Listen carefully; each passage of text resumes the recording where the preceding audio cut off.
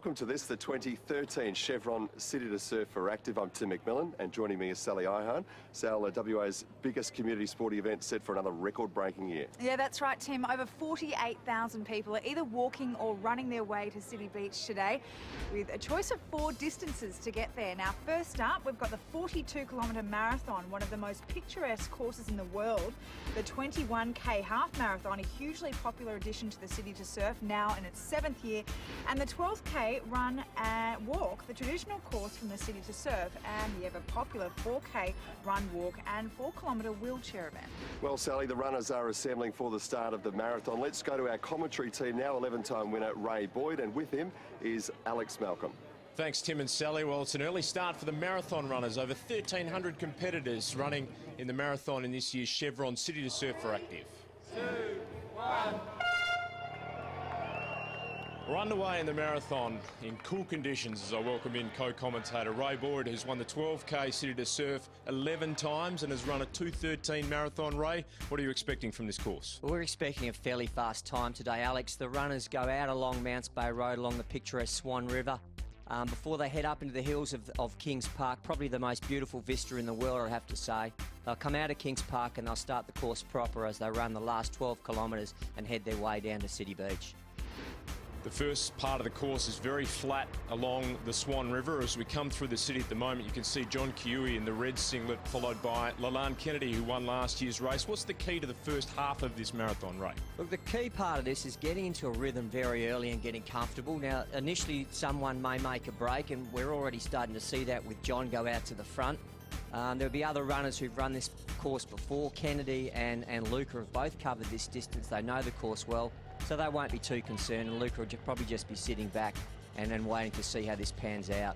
So Luka Chelimo is 4th in the line there in the yellow singlet. Kennedy's in the green, Kiwi in the red, and Kipchumba's in the blue as they run along Mounts Bay Road all the way around to UWA along the picturesque Swan River, going through the drink stations. How important is rehydrating in these conditions, Ray? Usually you drink fairly early, but given the conditions we've seen this morning and the light drizzle, they won't be too concerned about hydration, although it still is an important factor in the latter stages if we start to see a head-to-head finish. So Kiwi leads, and he's made the turn early there. He doesn't quite know the course. And how much is that going to play into the hands of his competitors, Ray? Look, that could cost him. It was really interesting. We saw Luka direct him back on the course, so there is a bit of team play there, but that indicates really clearly, and it'll send a clear signal to Luka that John doesn't know where he's going, he doesn't know the course, so that'll be in the back of his mind, particularly when we get up into Kings Park later on this morning. The rest of the casual marathoners watching the elite Kenyans go past them on the way back towards the city again. Kiwi setting the pace and setting a pretty good tempo at the moment. What kind of pace would they be on, Ray? So 2:15 mark, and I expect it to be a very close finish towards the end of this race. Popularity continues to grow for the half marathon event. This year, more than 5,000 participants are going to tackle the 21-kilometre event. Our official starter is former AFL footballer and now Westpac ambassador Paul Lucuria. Okay guys, well, congratulations and have fun. 5, 4, 3, 2, 1. More than 5,000 people taking part in the half marathon here at the Chevron City to Surf for Activ. They're underway on a very difficult course, Ray. You go straight into the hills. Unlike the marathon, there's no settling in time.